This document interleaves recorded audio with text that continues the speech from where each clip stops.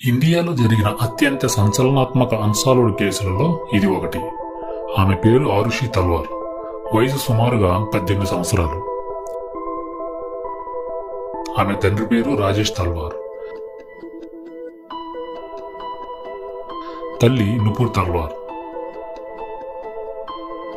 వీరిది చాలా ఉన్నతమైన కుటుంబం. వీరు నోయిడా సిటీలో జీవనం సాగిస్తున్నారు. ఆరుషి ఢిల్లీ పబ్లిక్ స్కూల్లో చదువుకుంటుంది. వీరిది ఉన్నతమైన కుటుంబం కాబట్టి సాధారణంగానే వీరి ఇంట్లో భారతి, హేమరాజ్ అని పిలువబడే 2 పనివాళ్ళు కూడా ఉన్నారు. ఒకరోజు పని మనిషి భారతి ఎప్పటిలాగానే ఉదయాన్నే పని నిమిత్తం రాజేష్ తల్వార్ ఇంటికి వెళ్ళింది. కానీ ఇంటికి తాళం వేసి ఉండటాన్ని భారతి గమనించింది. సాధారణంగా ఇంటి తాళాలు హేమరాజ్ అని పిలువబడే ఇంకో పనివాడి దగ్గర ఉంటాయి. అందరూ కలిసి ఎక్కడికో బయటకు వెళ్ళుంటారనుకుంది భారతి. కానీ ఇంతలో ఇంట్లో నుంచి, అమ్మ భారతి, కొంచెం తలుపు తెరువమ్మా, ఇంటి తాళాలు కిటికీలోంచిస్తాను. హేమరాజ్ బయట తాళం వేసి ఎక్కడికి వెళ్ళాడో వెదవా అంటూ కంగారుగా ఇంటి తాళాలు భారతికి ఇస్తుంది నుపూర్. భారతి తలుపు తీసి ఇంట్లోకి రాగానే ఆరుషి తల్వార్ బెడ్రూమ్ లో చనిపోయి ఉండడాన్ని చూసి భారతి ఒక్కసారిగా అరుస్తుంది. భారతి వెంటనే పోలీసులకు ఫోన్ చేసి చుట్టుపక్కల ఉన్న వారిని పిలవడానికి బయటకు పరిగెత్తుకుంటూ వెళ్తుంది. ఇంతలో పోలీసులు వస్తారు. వాళ్ళు ఇన్వెస్టిగేషన్ ఆరుషి తల్లిదండ్రులతో స్టార్ట్ చేస్తారు. అసలు ఆ రోజు ఏం జరిగింది? పక్క గదిలో ఉండి కూడా మీ కూతురు చనిపోవడాన్ని మీరు గమనించలేకపోయారంటే నేను మిమ్మల్ని కూడా అనుమానించాల్సి వస్తుంది అని గట్టిగా ప్రశ్నిస్తాడు పోలీసు అధికారి.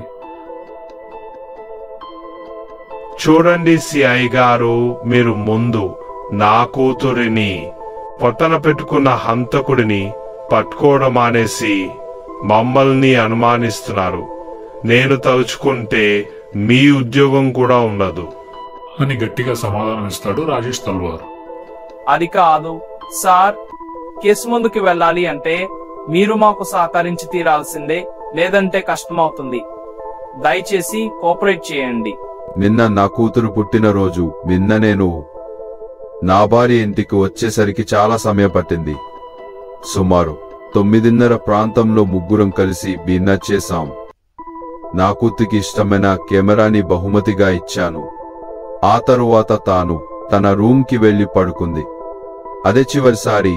మళ్ళీ నా కూతురిని ఉదయం ఒక శవంలాగా చూడాల్సి వస్తుంది అనుకోలేదు అని రాజేష్ తల్వార్ బాధపడతాడు. సిఐ అతన్ని ఓదారుస్తూ, మీకు ఎవరిపైనైనా అనుమానం ఉందా? మా పనివాడు హేమరాజ్. వాడు మమ్మల్ని ఇంట్లో పెట్టి తాళం వేసి వెళ్లిపోయాడు. ఇప్పటికి వాడి ఆచూకీ లేదు. వెంటనే యూపీ పోలీసులు మొత్తం హేమరాజు కోసం వెతకడం ప్రారంభిస్తారు. అంతేకాదు, రాజేష్ ఇంటి పక్క వారిని, కొంతమంది అనుమానితులను కూడా విచారిస్తారు. కానీ పోలీసులకు ఎటువంటి క్లూ దొరకదు.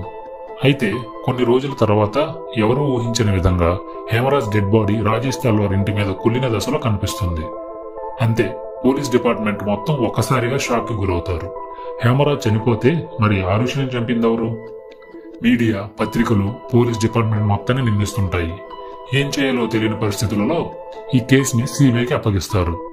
అయితే సిబిఐకి కూడా ఈ కేసు పెద్ద తలనొప్పిగానే మారుతుంది.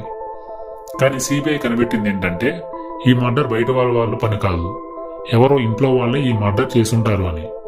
ఎందుకంటే బయట వాళ్ళు లోపలికి వచ్చే అవకాశమే లేదు. అటు తిరిగి ఇటు తిరిగి మళ్ళీ ఆరుషి తల్లిదండ్రుల వైపే కేసు మళ్ళింది. దీనికి కారణం క్రైమ్ సీన్ లో ఒక క్లూ కూడా దొరకపోవడం ఆరుషి తల్లిదండ్రుల మీద అనుమానాన్ని ఇంకా బలం చేసింది. చివరికి సిబిఐ ఆరుషి తల్లిదండ్రులే సొంత కూతురిని చంపి ఉంటారని కోర్టుకి కేసును అప్పచెప్పింది. అసలేం జరిగింది?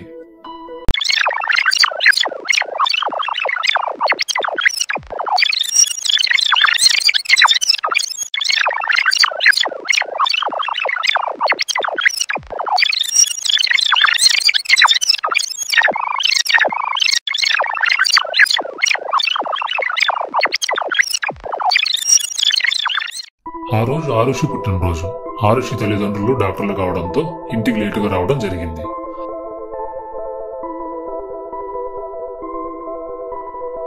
ఆరుషి తల్లిదండ్రులతో కలిసి డిన్నర్ చేసింది.